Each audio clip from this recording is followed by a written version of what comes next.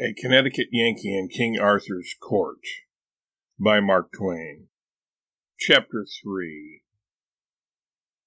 Knights of the Table Round. Mainly the round table talk was monologues, narrative accounts of the adventures in which these prisoners were captured, and their friends and backers killed and stripped of their steeds and armor. As a general thing, as far as I could make out, these murderous adventures were not forays undertaken to avenge injuries, nor to settle old disputes or sudden fallings out. No, as a rule they were simply duels between strangers, duels between people who had never even been introduced to each other, and between whom existed no cause of offense whatever.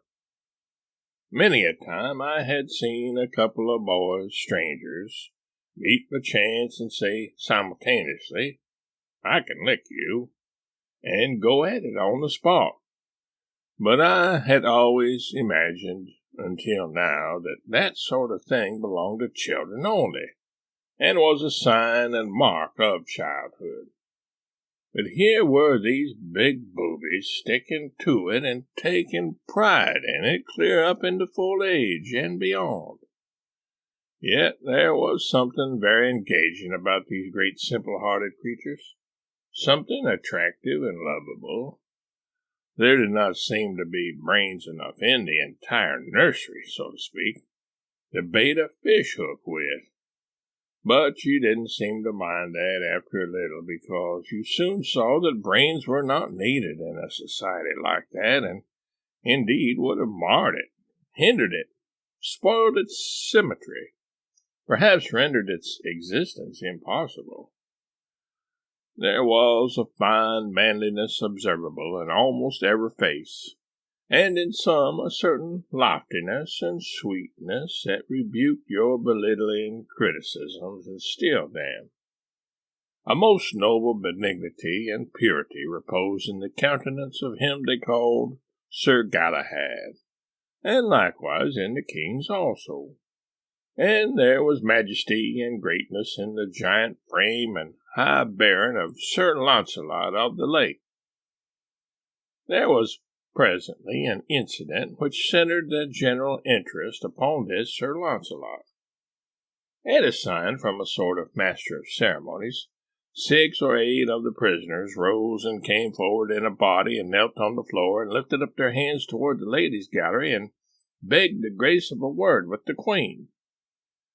The most conspicuously situated lady in that massed flower bed of feminine show and finery inclined her head by way of assent, and then the spokesman of the prisoners delivered himself and his fellows into her hands for free pardon, ransom, captivity, or death, as she in her good pleasure might elect.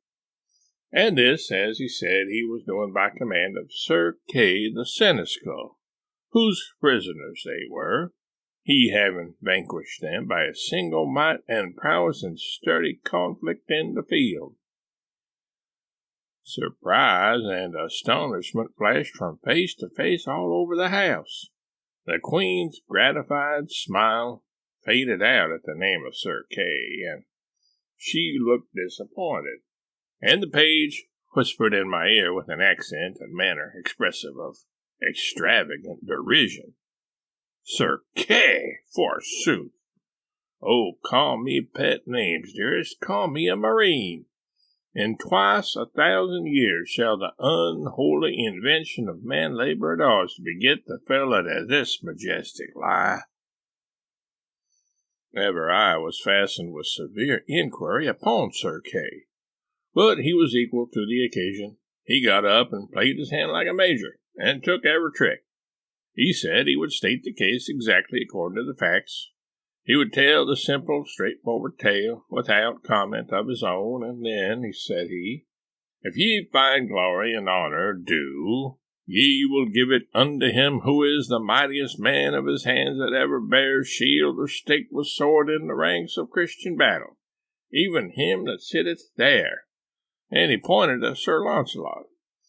He fetched them. It was a rattling good stroke.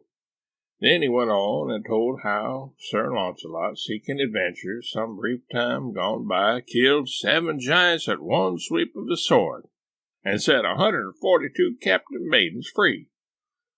And then went further, still seeking adventures, and found him, Sir Kay, fighting a desperate fight against 9 foreign knights, and straightway took the battle solely into his own hands, and conquered the 9. And that night Sir Launcelot rose quietly, and dressed him in Sir Kay's armor, and took Sir Kay's horse, and gat him away into distant lands, and vanquished 16 knights in one pitched battle, and 34 in another. And all these and the former 9 he made to swear that about Whitsuntide they would ride to Arthur's court and yield them to Queen Guinevere's hands as captives of Sir Kay the Seneschal, spoil of his knightly prowess. And now here were these 6, and the rest would be along as soon as they might be healed of their desperate wounds. Well, it was touching to see the Queen blush and smile and look embarrassed and happy, and fling furtive glances at Sir Launcelot that would have got him shot in Arkansas to a death certainty. Everybody praised the valor and magnanimity of Sir Launcelot, and as for me, I was perfectly amazed that one man all by himself should have been able to beat down and capture such battalions of practiced fighters.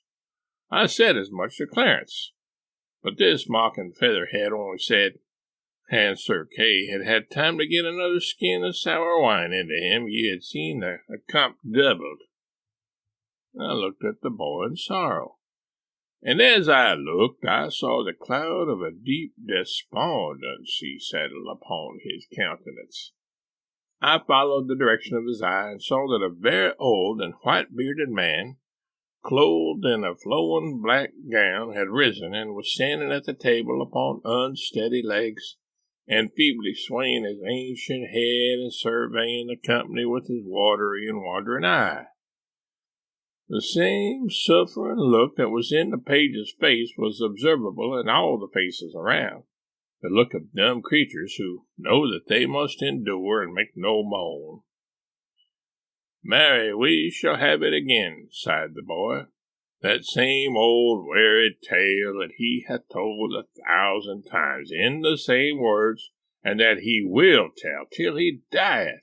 Every time he hath gotten his barrel full, and feeleth his exaggeration mill a-working. Would God I had died, or I saw this day. Who is it?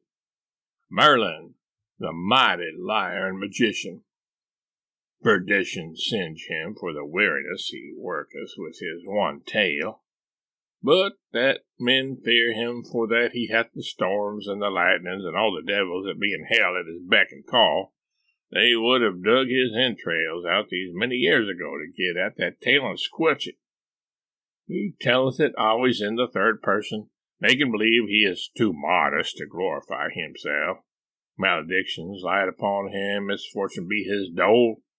Good friend, prithee call me for evensong." The boy nestled himself upon my shoulder and pretended to go to sleep. The old man began his tale, and presently the lad was asleep in reality. So also were the dogs and the court, the lackeys, and the files of men-at-arms. The droning voice droned on. The soft snoring arose on all sides and supported it like a deep and subdued accompaniment of wind instruments. Some heads were bowed upon folded arms. Some lay back with open mouths that issued unconscious music. The flies buzzed and bit unmolested. The rats swarmed softly out from 100 holes and pattered about, and made themselves at home everywhere. And one of them sat up like a squirrel on the king's head and held a bit of cheese in its hands and nibbled it, and dribbled the crumbs in the king's face with naive and impudent irreverence. It was a tranquil scene, and restful to the weary eye and the jaded spirit. This was the old man's tale. He said, "Right so the king and Merlin departed, and went in till a hermit that was a good man and a great liege. So the hermit searched all his wounds and gave him good salves. So the king was there 3 days, and then were his wounds well amended, that he might ride and go, and so departed. And as they rode, Arthur said, I have no sword, no force. Said Merlin, hereby is the sword that shall be yours, and I may. So they rode till they came to a lake, which was a fair water and broad, and in the midst of the lake Arthur was ware of an arm clothed in white samite, that held a fair sword in that hand. Lo, said Merlin, yonder is that sword that I spake of. With that they saw a damsel going upon the lake. What damsel is that? Said Arthur. That is the lady of the lake, said Merlin, and within that lake is a rock, and therein is as fair a place as any on earth, and richly beseen. And this damsel will come to you anon, and then speak ye fair to her that she will give you that sword. Anon withal came the damsel unto Arthur, and saluted him, and he her again. Damsel, said Arthur, what sword is that yonder the arm holdeth above the water? I would it were mine, for I have no sword. Sir Arthur, King, said the damsel, that sword is mine, and if ye will give me a gift when I ask it you, ye shall have it. By my faith, said Arthur, I will give you what gift ye will ask. Well, said the damsel, go ye into yonder barge, and row yourself to the sword, and take it and the scabbard with you, and I will ask my gift when I see my time. So Sir Arthur and Merlin alighted and tied their horses to 2 trees, and so they went into the ship. And when they came to the sword that the hand held, Sir Arthur took it up by the handles and took it with him. And the arm and the hand went under the water, and so they came unto the land and rode forth. And then Sir Arthur saw a rich pavilion. What signifieth yonder pavilion? It is the knight's pavilion, said Merlin, that ye fought with last, Sir Pellinore, but he is out, he is not there. He hath to do with a knight of yours that hight Eglaim, and they have fought together, but at the last Eglaim fled, and else he had been dead, and he hath chased him even to Carleon, and we shall meet him soon anon in the highway. That is well, said Arthur, now I have a sword, now will I wage battle with him and be avenged on him. Sir, ye shall not so, said Merlin, for the knight is weary of fighting and chasing, so that ye shall have no worship and have ado with him. Also, he will not lightly be matched with one knight living, and therefore it is my counsel, let him pass, for he shall do you good service in short time, and his sons after his days. Also, ye shall see that day in short space ye shall be right glad to give him your sister to wed. When I see him, I will do as ye advise me, said Arthur. Then Sir Arthur looked on the sword, and liked it passing well. Whether liketh you better, said Merlin, the sword or the scabbard? Me liketh better the sword, said Arthur. Ye are more unwise, said Merlin, for the scabbard is worth 10 of the sword.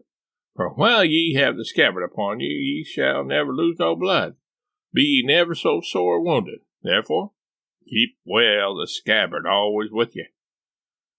So they rode into Carleon, and by the way they met with Sir Pellinore, but Merlin had done such a craft that Pellinore saw not Arthur, and he passed by without any words. I marvel, said Arthur, that the knight would not speak. Sir, said Merlin, he saw you not, for an he had seen you, ye had not lightly departed. So they came unto Carleon, whereof his knights were passing glad, and when they heard of his adventures, they marveled that he would jeopard his person so alone. But all men of worship said it was merry to be under such a chieftain that would put his person in adventure as other poor knights did.